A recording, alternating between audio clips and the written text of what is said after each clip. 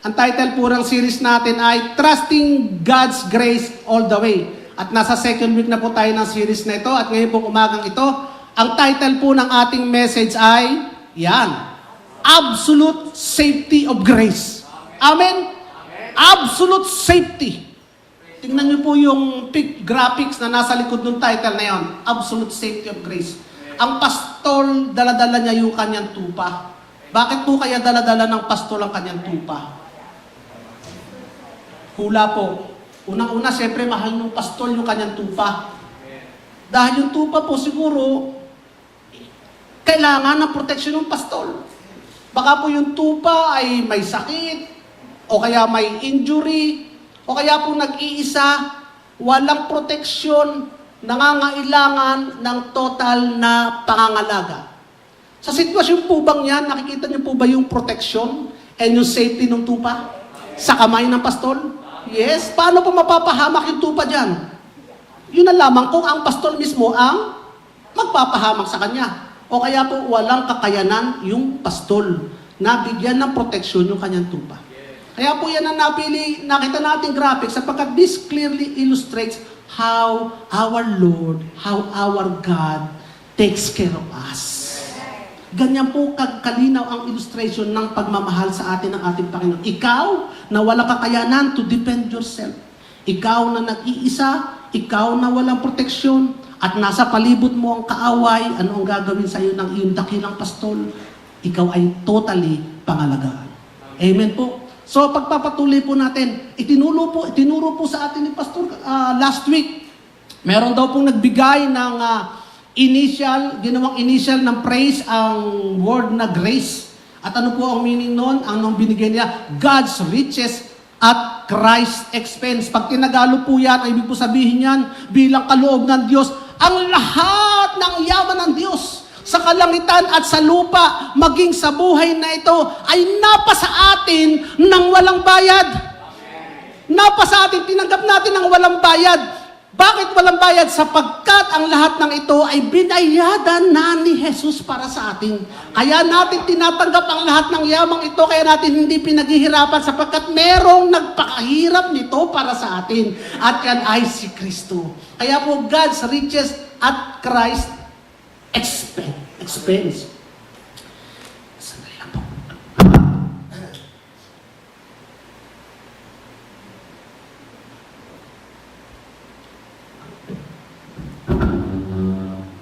At ano naman po ang yaman na ito? Ano kaya ang yaman na ito sinasabi ng yaman na ito? Ang lahat ng yaman ng Ama, ang lahat ng yaman ng Diyos sa kalangitan sa lupa ay naging atin. Tayo ay naging tagapagmana ng Diyos. Romans 8:17. Pero bago po tayo naging tagapagmana ng Diyos ng kanyang lahat ng yaman, ano mo nang ginawa niya sa atin? Nakipagrelasyon muna sa atin. At paano tayo, ano ang relasyon natin sa Ama? Ginawa niya tayong mga anak. John chapter 1 verse 12. Ginawa tayo ng anak, ginawa tayo ng Ama, ginawa tayo ng Diyos na kanyang mga anak, samantalang tayo dati anak ng kaaway. Pero anong ginawa ng Diyos? Ginawa niya tayong mga anak sa John chapter 1 verse 12. Paano niya tayo ginawang anak? Dati tayo kaaway. Previously, we were his enemies. Ipinagkasundo niya tayo sa kanya. Sabi ng Romans chapter 5 verse 10, ipinagkasundo tayo ng Diyos, tayo mga kaaway. Ipinagkasundo sa kanya. Pero paano tayo pinagkasundo ng Diyos? Ang ginawa ng Diyos, yung mga utang natin, yung mga pagkakabaon nating utang, yung pagkakabihag sa atin ni Satanas, binayaran niya. He redeemed us. Binayaran niya ng ransom. At anong binayad niya? Kanyang dugo. 1 Peter chapter 1 verse 19. Binayaran niya tayo ng kanyang dugo. So ngayon tayo malaya na, binayaran niya tayo ng kanyang dugo. At paano niya ginawa yun? Sapagkat noong siya ay naging tao, lahat ng kasalanan ng tao ay inako niya sa kanyang katawan, sa krus. At lahat ng parusa dahil sa kasalanan, inako niya sa kanyang katawan sa krus. Sabi ng 1 Corinthians chapter 5 verse 10. At nung namatay siya sa krus, anong nangyari doon? Hindi lamang yung kasalanan niya ang binaon niya sa impyerno. Hindi lamang yung kasalanan natin pala ang binaon niya sa impyerno. Hindi lamang yung parusa para sa atin at tinagap niya sa ating katawan. Kundi tayo'y kasama ring namatay ni Kristo nung namatay siya sa krus. So ang ating makasalanang pagkatao, ang ating lumang pagkatao ay namatay din doon sa krus. Sabi ng 2 Corinthians chapter 5, verse 21. At sabi ng Romans 6, verse 6. At nung nabuhay naman si Kristo, nabuhay muli ang bagong pagkatao sa atin. Nung nabuhay si Kristo, hindi lamang siya nabuhay, tayo'y nabuhay din. Nabuhay tayo bilang bagong nilalang. Sabi ng 1 Thessalonians chapter 5, verse 10, nabuhay tayo bilang bagong nilalang. At ano ba yung bagong nilalang na yon? Yung bagong nilalang na yon na nagbuhat sa Ama, kahawig ni Kristo sa kabanalan at katuwiran. Ephesians chapter 4, verse 24. So, nung nabuhay tayo, namatay na yung luma at ang bago nilalang, nakahawig ng Diyos, kahawig ni Kristo sa pagkakalalang puspos ng kabanalan at katuwiran, yun po tayo mga kapatid, nung nabuhay si Kristo sa krus. At ito ay nagkaroon lamang na epekto sa atin noong tayo ay naniwala sa Kanyang mga ginawa para sa atin. Noong tayo nanampalataya sa Kanya at sa pangako ito, tinanggap natin itong ginawa niya sa krus para sa atin. Romans chapter 4, verse 16. Noong tayo nanampalataya sa Kanya, yung lahat ng ginawa niya sa krus, yung kamatayan natin bilang luma at yung pagkabuhay natin bilang bago nilalang ay naging totoo sa atin noong tayo ay nanampalataya kay Kristo.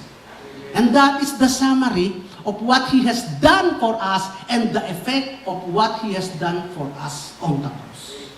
Amen. And that is grace. Sapagkat wala tayong inilift na finger, wala tayong kahit anumang kinontribute, and everything was given to us. And all we need to do is to receive it through believing it. Amen, mga kapatid.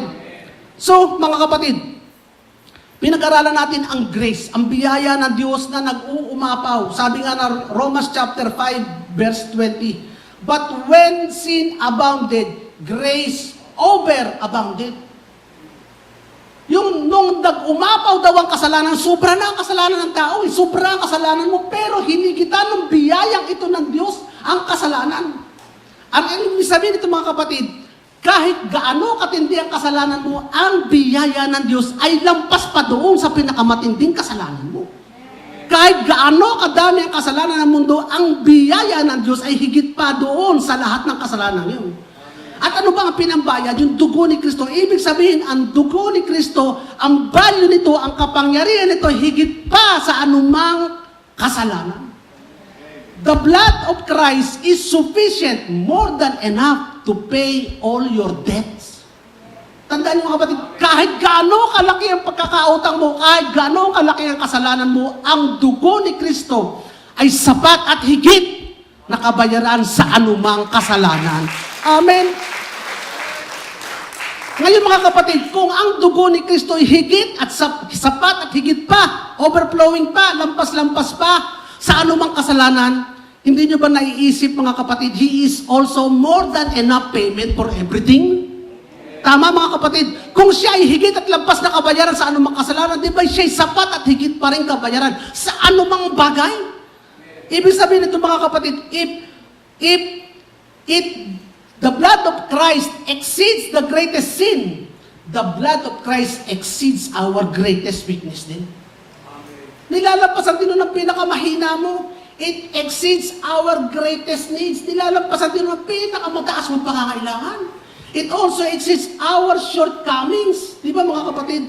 So, ibig sabihin ng mga kapatid, it exceeds everything. In short, it exceeds everything. Lampas sa lahat ng bagay. So, sa harap ng Diyos, tayo ay banal. Amen mga kapatid. Kasi pinabanal niya tayo eh. Malinis. Kasi nilinis niya tayo eh. Matuwid dahil nasa atin ang katuwiran niya. Di ba mga kapatid? Malaya na kay Satanas. Bakit? Pagkat pinalaya niya tayo, binayaran niya ransom eh. Binayaran niya ng dugo. Ginawang anak. Bakit? Sapagkat pinanganak na muli, galing sa Ama. Sa Espiritong nagbuhat sa Kanya. Di ba mga kapatid? So ginawang tagapagmana ng lahat dahil yun ang gusto niya eh. Yun yung kanyang desire from the very beginning. Not only to save us, but to make us co-heir and His children. Yun ang kanyang desire. At tayo ay tumanggap ng lahat ng kanyang kabutihan. At ginawang kahawig niya ng lubos. At makikita natin ang katunayan nito pag dumating si Kristo, magiging full and absolute na kamukha niya tayo. Not only spiritually, but Everything, absolute na kahawig niya. At habang hinihintay natin yung oras na yun, binigyan naman niya tayo ng lahat ng kailangan natin para mabuhay tayo ng may kabanalan. Hindi na tayo pinabayaang mag-isa. Hindi ka niya sinave, tapos sinabi, sige, mabuhay ka na mag-isa mo. Hindi. Binigyan ka pa rin niya ng lahat ng kailangan natin para makapumuhay tayo ng ganap at may kabanalan. Ano ang kasama ng pamumuhay na may kabanalan? Kasama doon yung kalusugan. Kasama doon yung health mo, kapatid. Kasama doon yung kalakasan mo, kapatid. Kasama doon yung karunungan mo, kapatid. You are wise. Kasama doon yung kapangyarihan mo, kapatid. Yung power. Kasama doon yung autoridad mo, kapatid. Binigyan ka ng autoridad ng Panginoon. Kasama doon yung new desire, kapatid. Ibinigay din sa atin ng Panginoon. In short, lahat. Sabihin nyo nga, lahat. Lahat ito dahil sa pag-ibig niya. At ihinitid niya yung pag-ibig niya ito sa pamamagitan ng gawa natin? Hindi. Sa pamamagitan ng gawa niya. At ito ibinigay niya sa atin ng biyaya. Amen. So, napakaganda ng biyaya ng Panginoon. Ito ngayon ang tanong. Tanong number 1. If I am forgiven from all of my sin, kung ako'y pinatawad na sa lahat ng kasalanan, what motivates me not to sin? What will motivate me not to sin? When sin can no longer do harm, what will motivate me to do good when I'm already good in God's sight? What is the motivation of someone to do good when they are already guaranteed pass in heaven? Amen, mga kapatid. What will motivate me to perform spiritual deeds? Yung mga spiritual deeds natin, kung yung performance naman natin doesn't matter. When everything doesn't depend on my performance, but on Christ's performance. Yun ang sinasabi natin, it depends on the performance of Christ who is stand on our behalf. So what is our incentive? Not to smoke weed or drink a dozen cases of beer when it has no power over me. At yan ang maraming question, mga kapatid. Kaya maraming natatakot sa biyaya because that is the question sa kanilang isip. They are afraid, ito yung meaning ng abundant grace. Abundant grace that is exceeding, overflowing, unexhaustible, unlimited, ano pa, immeasurable, ano pa, hyper, hooper, which is the true meaning of grace. Natatakot ang tao of too much grace. Sasabihin ng iba, sa akin, alam ko, naiintindihan ko, pero sa iba, baka kasi itong marinig ng iba. Natatakot sila, baka kung ano ang gawin ng iba. Natatakot sila na baka marinig ng iba ito at sasabihin, baka gawin na lang ng tao ko anong gusto nilang gawin. They are afraid of what Christians may want. Yun ang isip nila. Baka sabihin nila, wala nang ikatatakot ng tao kasi wala nang parusang naghihintay. Wala nang parusang naghihintay. At itong ina-accuse nila sa grace. Kaya napakarami ang uma-accuse at nagre-resist sa absolute grace of God because they do not understand the grace of God fully well. At yan ang pag-aaralan natin upang itong mga tanong na ito ay maipakita natin na napakaganda ang sagot ng biyaya ng Diyos. Unang-una, let me ask you one thing. When you heard what Jesus has done for us, nung narinig ba natin kung anong ginawa ni Kristo sa atin? Ano ang una nating ginawa? Was it? Ang una ba nating desire is to sin? Nung narinig natin kung anong ginawa sa ating Kristo, una ba nating reaksyon ay magkasala agad? Yun ba yung una nating response? Ang una ba nating response ay maging reckless sa buhay? Ang una ba nating response is not to care kung ano mang gagawin natin? Wala na akong pakialam kung anong gagawin ko. Is that our first response? So, kung meron mang dapat matakot, sabi niya nakakatakot ito eh. Pero kung meron mang unang matakot at maging concern ay hindi ba dapat ang Diyos ang unang naging concern? Kung ganun talaga idudulot ng biyaya? Bago ka matakot, di ba, ang dapat muna ang naging concern na ganun talaga idudulot ng biyaya? Sapagkat kung magkakaganon, ay di baliwala pala ang kamatayan ng kanyang anak sa krus. Kung ganun pala magiging resulta, ay baliwala ang paghihirap ni Kristo sa krus. Di ba mga kapatid? So, but God is not afraid. Hindi natakot ang Diyos na ibigay sa atin ng biyaya because God can afford to put us under grace with no limit because His grace doesn't stop at forgiveness. Ang kanyang biyaya ay hindi natatapos sa pagpapatawad. Ang kanyang biyaya ay nagbibigay ng bagong spiritual passion and desire sa ating lahat. Hindi ito natapos sa pagpapatawad. Ito ay nagbigay din sa atin ng bagong puso. Amen mga kapatid. So, tingnan natin ang ilang verse. Sabi ng Romans chapter 6 verse 17, "But thanks be to God, that though you used to be slave to sin, you have come to obey from your heart the pattern of teaching that has now claimed your allegiance." So, ibig sabihin dito mga kapatid, it is not out of our own effort or self na tayo nakasusunod sa Diyos. It is because of God. Kaya nga ang umpisa ng verse na ito ay, "But thanks be to God." Salamat sa Diyos na kayo'y dati ay, sabi dati, na kayo dati ay alipin ng kasalanan, pero ngayon, kayo ay natutong sumunod sa kanyang nais. Nakita natin mga kapatid, salamat sa Diyos. So this is not us, but God. Sabi ng Philippians chapter 2, verse 13, "For it is God who works in you to will and to act in order to fulfill His good purpose." Sino daw po mga kapatid ang nagwo-work sa atin? Sino daw kapatid ang nagbibigay sa atin ng will? Sino daw kapatid ang nagpapakilos sa atin? It is God. He promised to work in us and to cause us to want what God wants. Amen mga kapatid. So, grace is not just forgiveness. Grace changes us. Ang biyaya ay hindi lamang papapatawad, ang biyaya ay nagpabago sa atin. Sabi ng Romans 6:14, "For sin shall no longer be your master, because you are not under the law, but under grace." So, ibig sabihin ng mga kapatid, we are not a slave of sin anymore. We have a new master, and our new master is righteousness. Our new master, at ang master na sinusunod natin is righteousness. So, sa pamamagitan ng biyaya, binigyan niya tayo ng righteousness, ng bagong buhay, ng bagong desire. Therefore, God's grace is a dynamic force para itong magnet na nagtatrabaho sa buhay natin in every day, in every moment, sa bawat sandali, sa bawat oras, sa bawat araw mga kapatid. Para itong dynamic force, this is like a magnet that teaches us to say no to sin and yes to who we are in Christ. Kung sino talaga tayo kay Kristo, yun ang ating ginagawa. Sabi ng Titus chapter 2 verse 1 to 12. "For by the grace of God has appeared that offers salvation to all people." Verse 12, "It teaches us to say no to ungodliness and worldly passions and to live a self-controlled, upright, godly lives in this present age." Sino daw nagtuturo sa atin? Sino nagpapakilo sa atin? Yung biyaya ng Diyos.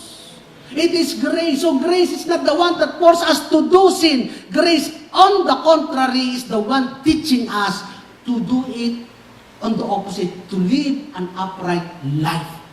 Amen mga kapatid. So, ibig ko sabihin dito mga kapatid,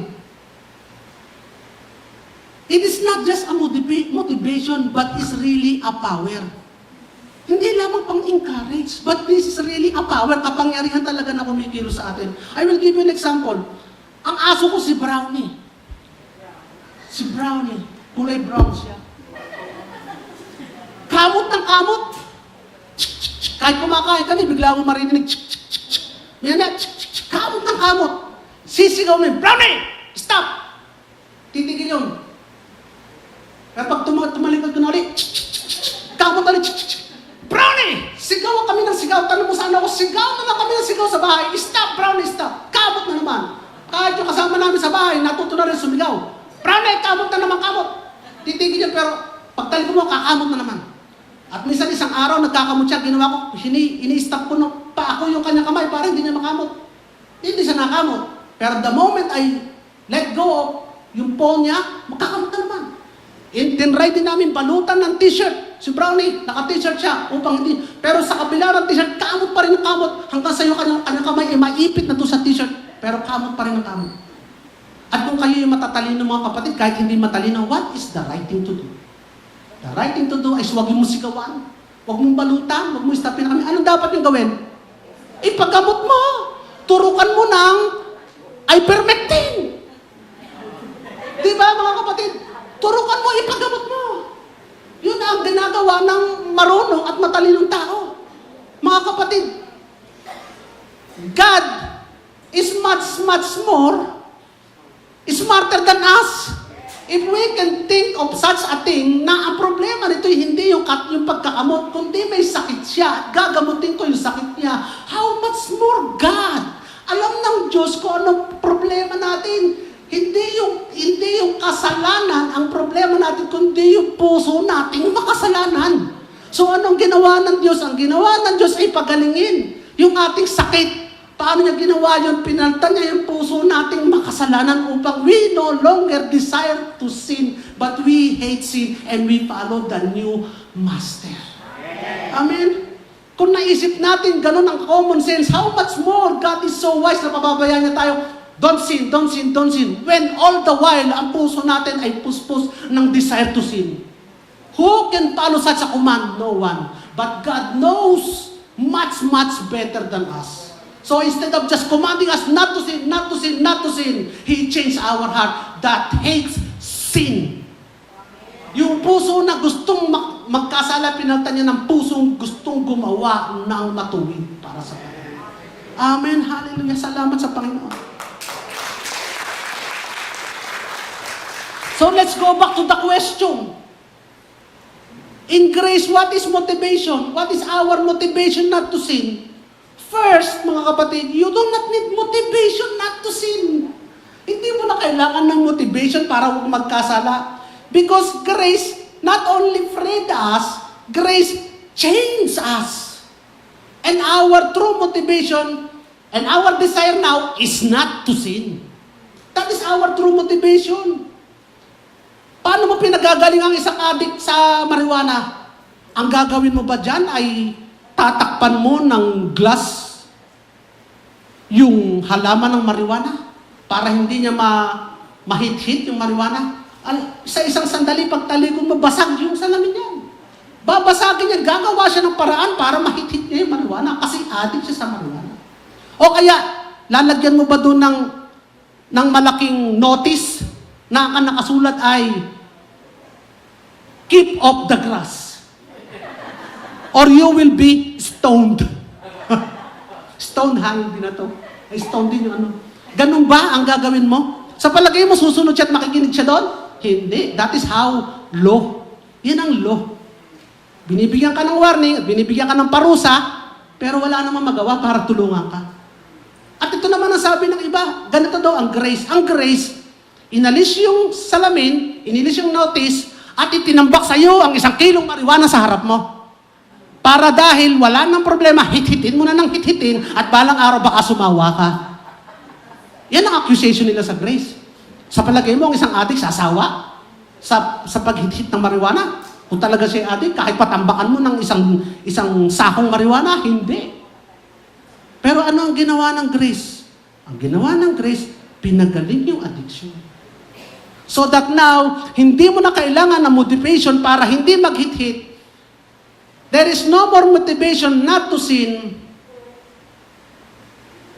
because your motivation today is not to sin. Ulitin ko. There is no more incentive not to smoke. Wala nang incentive para hindi ka mag-smoke. Wala nang warning eh. But you do not need motivation to smoke either. Kasi mga kapatid, wala nang incentive para hindi ka mag-smoke. Pero wala namang motivation sa'yo para mag-smoke din ng marijuana. Bakit? Hindi ka addict eh. Ako kahit tambakan mo ako ng 1 hektaryang marijuana, kahit 1 taon, hindi ako hihit-hit. Bakit? Hindi kasi ako addict sa marijuana eh. And that's what grace has done for us. You do not need motivation not to sin because you have a new motivation. Amen, mga kapatid. So, ang grace is grace is God installing the power and authority and desire of God to us. And grace is empowering. Kaya mga kapatid, yung pamumuhay natin ng may kabanalan, it started with grace. Nagsimula ito sa pagliligtas sa iyo.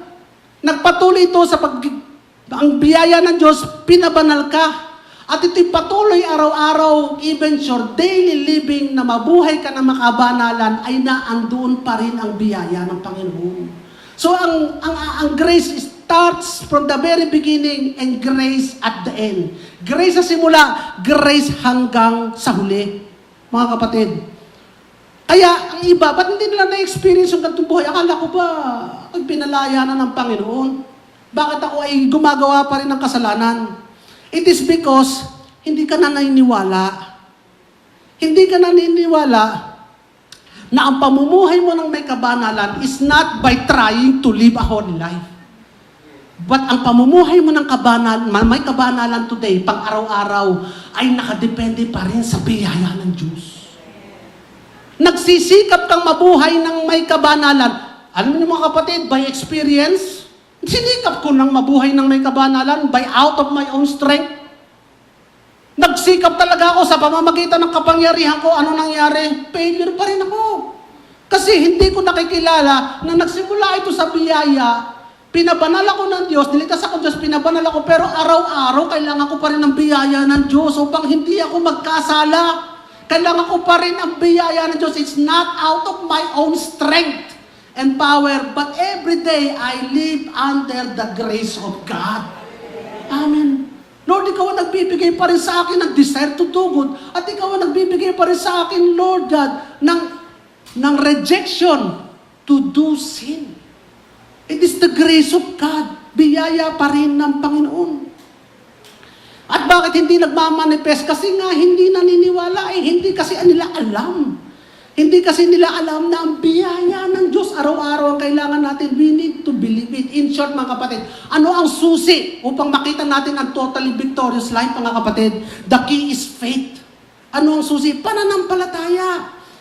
Pananampalataya na ikaw ay niligtas ng Panginoon. Nagsimula tayo sa pananampalataya. Ano tayo niligtas ng Panginoon? Ano nga? Paano natin natanggap? Pananampalataya. Paano tayo pinatuwid ng Panginoon? Pananampalataya. At paano ka magtatagumpay araw-araw? Pananampalataya. Sa ano? Sa biyaya ng Diyos. So the key is faith. Ang pananampalataya, mga kapatid, hindi lamang yan sa pagkain. Nananampalataya ako na bibigyan ako ni Lord ng masarap na pagkain today. Hindi lamang yun. Nananampalataya ako, natutugunin ni Lord yung aking pangarap na magkaroon ng sasakyan. Hindi lamang doon. Nananampalataya ako na ako'y magiging doktor na. Hindi lamang doon. Nananampalataya ako na gagaling sa aking karamdaman. Hindi lamang doon, mga kapatid. Ang pananampalataya ay sa lahat ng bagay. Mga kapatid, pananampalataya na sa araw na ito ako'y hindi magkakasalita, ako'y magiging matagumpay. Sa araw na ito, ang puso ko binago na ng Diyos, kaya ang mga desire ko ay ang mga bagay na magpiplis at magpapagalak sa Kanya. And that is how we live. Kaya nga ang sabi ng Romans chapter 1 verse 12 and Galatians 3:11, dalawang verse pa, ang sabi, the righteous shall live by faith. Ang matuwid ay laging pananampalataya, she shall live by faith. We were saved through faith. We are righteous by faith. We live a righteous life also by faith. You started by faith, you end by faith. Because God started by grace, He will finish it by grace. Gets mo, mga kapatid? Kung siya nagsimula sa biyaya, tinanggap mo sa pamamagitan ng pananampalataya, tatapusin niya ito sa biyaya, tatapusin mo ito sa pamamagitan ng pananampalataya. So it's not by effort, yung pagiging banal mo araw-araw. Hindi yun yung motivation mo, hindi effort, kundi biyaya. Lord, salamat po this day. You will see, Lord God, yung miracle mo, Lord God, yung binigay mo sa akin, it will manifest this day. Yung kabana na binigay mo sa akin, Lord, it will manifest this day. Amen, mga kapatid. Kaya mga kapatid, faith speaks. You will have what you say because you agree with what God say on the first place. Kaya mo sinasabi kasi nag-agree ka sa sinabi ng Panginoon. Umaagree ka sa ginawa na ng Panginoon sa'yo. Umaagree ka sa binigay na sa'yo ng Panginoon. Kaya ina-unleash natin itong katotohanan ito sa pamamagitan ng pagpipreach ng biyaya. And we must believe it.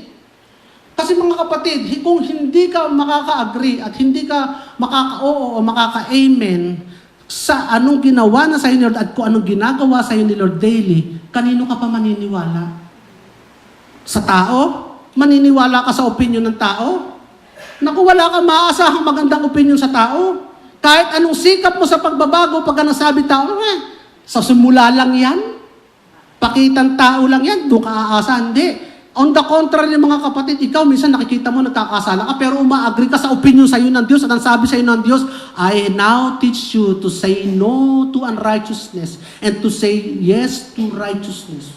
I made you righteous and you will live a holy life. Yun ang ia-agree mo. Alam mo mga kapatid, mas madaling mag-agree kaysa to disprove yung pananiwala sa iyo.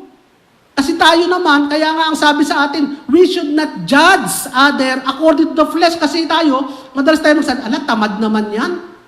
Nakikita natin tamad, hindi lamang naglinis, tamad na agad. Nag-judge tayo, pero ano ba ginawa sa kanya ni Lord? Hindi mo kita kung ano ginawa sa kanya ni Lord. Madaling sabihin, madaling mag-judge, kaya nga sabi sa atin, huwag tayong mag-judge according sa nakikita. Tayo nag-judge tayo sa sarili natin. Lord, ako po napakahilig pa rin sa ganito. Hindi pa ako nagbabago. Do not judge yourself according to what you see. But judge yourself according to the Word of God. Have faith in the Word of God. Ano sinabi ng Lord? You have now a new desire to live a life that say no to sin and yes to righteousness. Amen. Yun dapat ang nasa isip mo. Yun dapat ang sinasabi mo. Alam niyo mga kapatid, kaya tayo hindi rin pinag-judge. Kasi mas madaling mag-agree doon sa opinion sa'yo kesa to disprove yung opinion sa'yo. Let me give you an example. Ako mga kapatid, nung bata ako ang pinakasikli sa amin. Ako hikain nung bata ako. Payantot ako, pinakamahina ako nung bata. At sa aming bahay, ay may mga chores kami na gawain. At every time na mag-fail ako na magawa ko yung chores na nakaataka sa akin, alam niyo sabi sa akin ng kapatid ko, at sabi sa akin ng aking mga magulang, tamad! Tamad si James. Paano mo naman ako masisisi? Ay ako'y hikain. Galing ako sa atak ng asma. Sa umaga ang trabaho ko dapat maglalampaso ng sahig ng bahay. Yung lampaso yung buko, yung bunot, ilalampasuhin mo yung buong bahay. Galing ako sa asma attack. At kapag sino sa inyo nagka-asma? Ang hirap po mga kapatid. At pagkatapos noon, at hindi mo nagawa yung gawain mo sa bahay, tamad naman. Pag sa tamad ni Jaime, pag sa tamad ni Kuya, pag sa tamad ni Jaime, tamad ako. At nung ko lang nalaman na ako'y tamad. Nung sinabi nilang ako'y tamad. Hindi ko alam na tamad ako. Nung hindi nila sinasabi, pero nung sinasabi nila sa akin, araw-araw na ako'y tamad. Araw-araw na ako'y tamad. Sumiksik sa isip ko, ako'y tamad. And it's easier to agree with them than to disprove them. Bakit? Pipilitin ko maglampaso, pagkatapos ko naman malampaso, wala naman akong maririnig na sipag mo naman. Wala! 6 days in a week, naglampaso ka. 1 day na nag-fail ka, tamad ka. So it's easier to say, yes, tamad ako. So ano ginawa ko? Pinanindigan ko na yung pagiging tamad ko.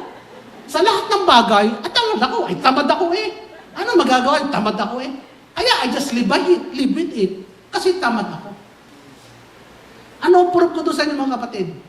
It is easier to agree than to disprove. Ano ang point ko doon mga kapatid? Kaya, huwag tayong sideways muna. Huwag tayong masyadong mag-generalize, mag-a-accuse ayon sa ating nakikita mga kapatid. And pagdating naman sa Panginoon, Lord, it is easier to agree with you than to disprove you. So, don't try to disprove, just agree. It's easier to agree than to disprove.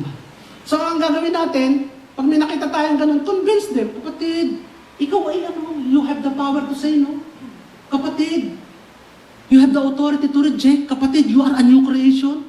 Convince them of what God has said na sinabi ng Diyos tungkol sa kanila. Convince them. And kayo din mga kapatid, convince yourself kung hindi ka pa convince. Convince yourself kung ano ginawa na ni Lord para sa iyo at kung ano ginagawa sa iyo ng Diyos araw-araw. At kapag ka nabubuhay ka doon sa conviction na yon, nabubuhay ka doon, you are now living in faith. Bakit? Kasi umaasa ka doon sa sinabi ni Lord tungkol sa iyo, hindi sa kung anong nakikita at na-observe ng mata mo na ginagawa mo. Kundi nagtitiwala ka doon at naniniwala sa sinabi ni Lord tungkol sa iyo. Because to live a holy life is not by effort. Living a holy life is not by effort. Living a holy life is by grace. Grace from start, grace to end. Grace, grace, grace all the way. Amen. Hallelujah. So, if you are to hear that you have been made righteous and live a righteous life by grace, the more you believe, and the more you believe, the more it becomes real, and the more it manifests sa iyong physical na buhay. Remember mga kapatid, you are changed from within. Binago ka ng Diyos, not by trying to live a righteous life, but you were changed from within. In Tagalog mga kapatid. Kapatid, ipakita mo, yan. Ang pamumuhay mo ng may kabanalan ay hindi sa pamamagitan ng pagsisikap mong mabuhay ng may kabanalan. Hindi sa pagsisikap, kapatid, kundi sa pagkilala mo na ikaw ay pinabanal na ng Diyos at ang pananampalataya mong ito na ikaw ay may kabanalan, na ikaw ay banal ang mamumunga sa buhay mo. Amen mga kapatid? Amen. Palakpakan natin ang Panginoon. So living a victorious life is no effort, no struggle. It is just by faith in what Christ has done for us. Di ba easy mga kapatid? Amen mga kapatid? Kaya easy kasi walang effort sa iyo. The key is faith. Ano ba mga example mga kapatid? I want to give an example para maging napaka-clear ito sa atin mga kapatid. Wala na. Yun na lang. Just believe it mga kapatid. The key is believing. The key is faith. Kasi nga, if everything is given to you by grace, you receive it by faith. At kung sinimulan ito sa biyaya, tatapusin ito sa biyaya, tatapusin mo din sa pananampalataya. Hindi ka mga kapatid. Amen? So, another question. When you sin, are you still safe under grace? Ano sagot? Yes, of course. Pero you are not comfortable. Hindi ka mga kapatid. Alam niyo yung anak ko, si Walls, allergic yun sa seafoods, lalong-lalo na sa crab. Alam niyo, at pagka nakatake yun ng crab, ay talagang there is a real shock sa kanyang system. Yung body niya, yung stomach niya, nire-reject yung mga bagay na yun. Yung amoy pa lamang, alam niya na toxic. Kami bang sarap ng amoy ng alimasag sa kanya. Kami toxic. Toxic yun, hindi niya matake. At minsan nga, kami kumain sa Vikings, maapaw yung alimasag. Sabi niya, tikman ko naman kaya ito ate. Let me try. Oo, sige, subukan mo. Just be prepared. So, sindan lang bango sinubukan niya. Sinubo niya. In just, wala pang 1 minute, nakita mo na nambulan na siya. Tapos puputok na daw yung tiyan niya. Takbo siya dun sa CR. Isinukan niyang lahat yung kanyang nakain sa Vikings na unlimited ang kain doon. Eat all you can, sinukan niyang lahat.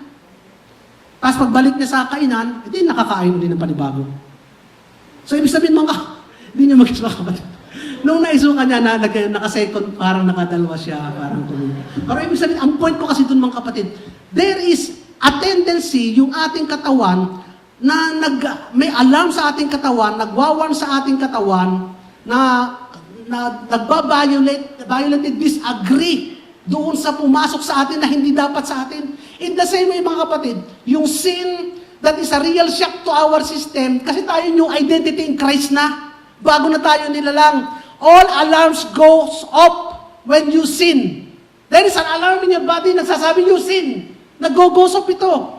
At kumbaga sa mga barko, sa mga kapitan, nasabi nga ng kapitan, full speed ahead, o kaya all hands on deck to resolve yung issue na yun, ang kasalanan, nagre-reject yun, yung ating katawan na yun. We are grieved, we are uncomfortable, and you are sick to your stomach. when you sin. Di ba mga kapatid? Amin ba kayo mga kapatid? Di ba, when you sin, there is a disagreement sa inyong katawan. So, you are now allergic to sin and you are addicted to Jesus Christ. Akala mo lang na gusto mo pa rin mag-sin. You may feel you want to sin. Di ba, gusto mo pa rin magkasala. O kaya minsan, nararamdaman na gusto mo magkasala. Akala mo. At pakiramdam mo lang yun. But the reality is, you do not want to sin. You hate sin. At yung manifestation natin, magmamanifest sa new identity mo. Either pag nagkasala ka, magiging miserable ka. O kaya pagka nakasala ka, hindi ka mapalagay. There is always a depression in your heart. At pagka naman ikaw ay sumusunod sa Panginoon, para nararamdaman mo, there is joy. There is freedom in your heart. Kasi hindi mo mai-escape mga kapatid, hindi mo matatakasan yung destiny mo na talagang ipakita mo kung sino ka talaga. Hindi mo matatakasan yung kung sino ka talaga. You are fused with Him, you are bonded with Christ forever, yet you cannot get away from the new desire that is now in us. Amen? Do you believe this mga kapatid? Yes, we should believe this mga kapatid. That is the key to believe that. Maniwala tayo. So, why are we worried about too much grace? Kasi kaya tayo nagwo-worry iba, hindi tayo nagwo-worry. Kaya nagwo-worry iba to hear about the too much message of grace. Sabi nga na too much yung message niya. Masyadong abundant ng grace. Parang salya. Kaya sila nagwo-worry kasi limited ang pagkakaintindi nila sa grace eh. Limited ang pagkakaunawa nila. Buksan natin itong verse na ito mga kapatid. 2 Peter chapter 3 verse 13. He writes the same way in all his letters. Sino yung he? Si Pablo.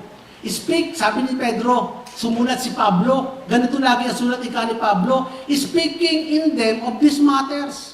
His letter contains some things that are hard to understand, which ignorant and unstable people distort as they do the other scriptures to their own destruction. Sino daw ang nagdi-distort?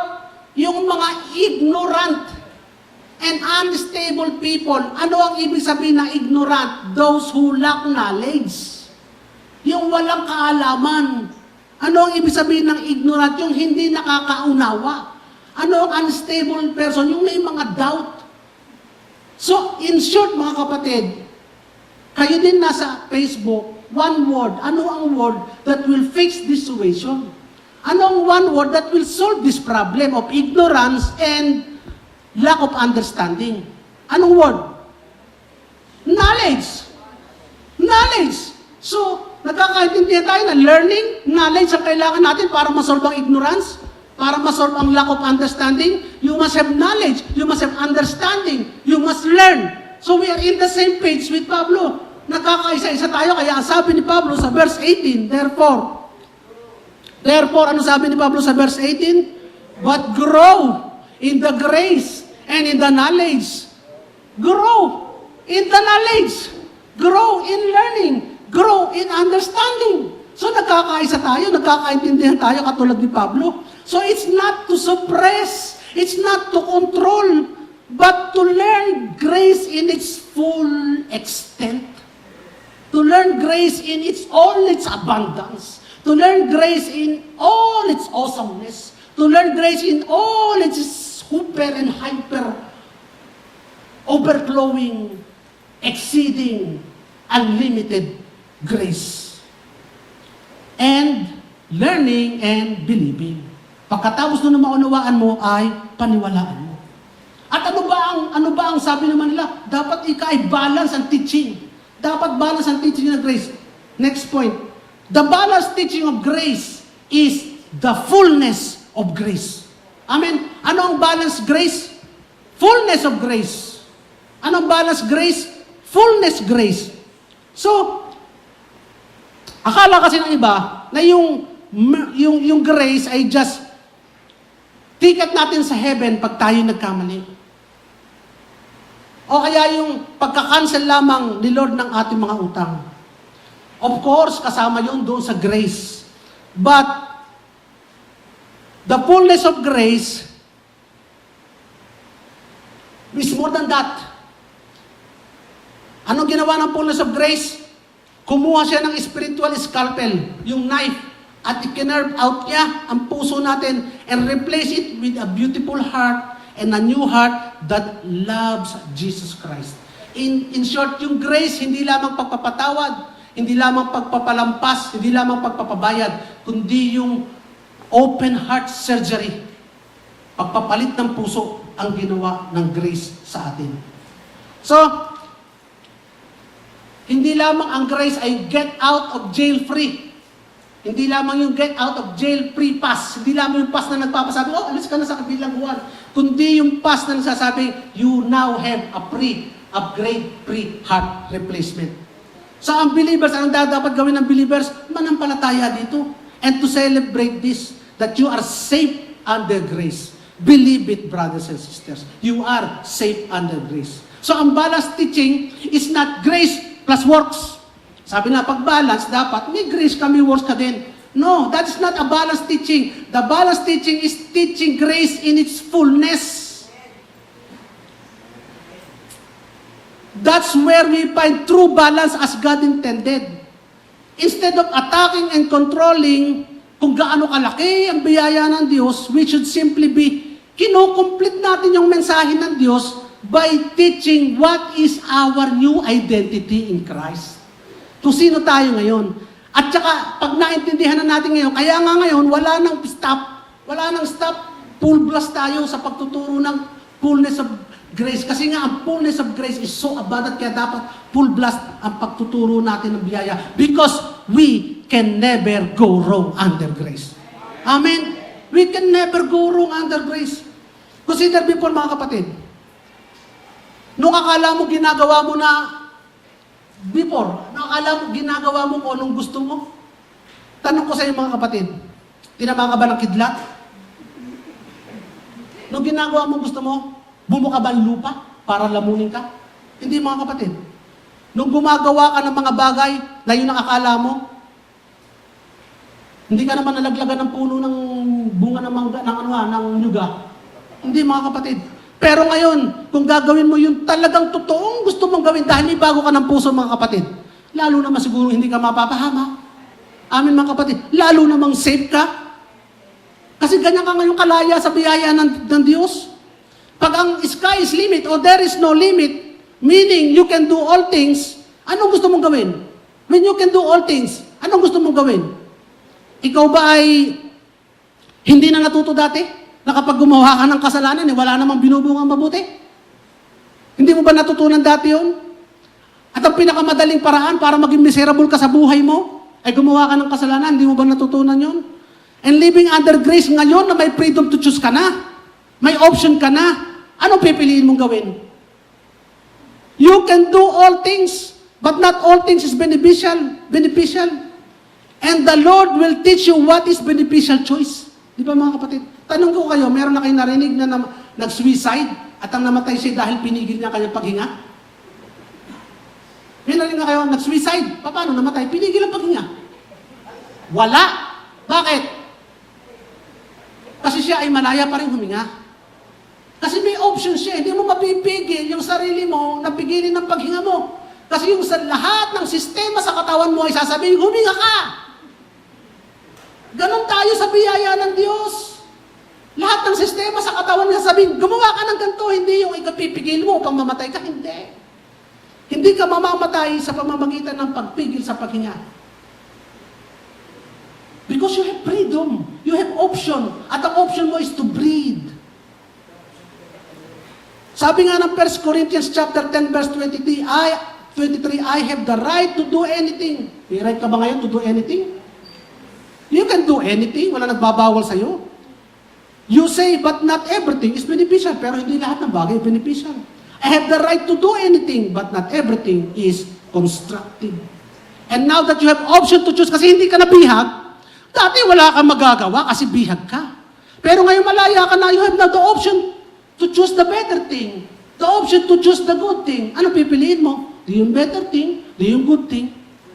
Dati in the past, walang magagawa sa iyo. Pipiliin mo kasi yun eh. Wala kang bihag ka kasi. You are the master of sin. You are the slave of sin. But now you have a new master, and your master is righteousness.